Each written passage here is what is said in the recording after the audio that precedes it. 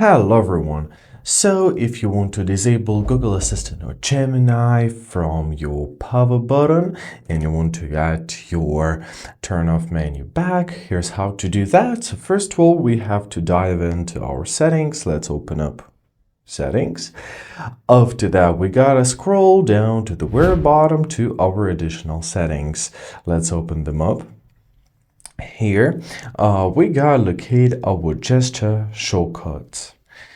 Let's open it up as well. So first of all, locate your power off.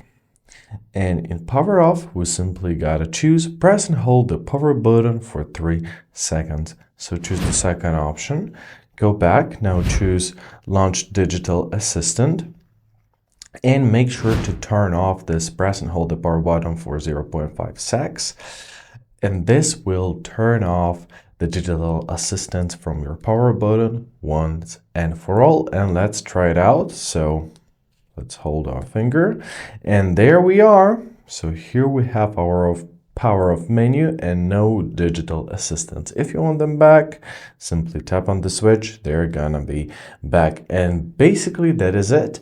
I hope this video was helpful. Thank you so much for watching. Have a great day and please consider subscribing to our channel.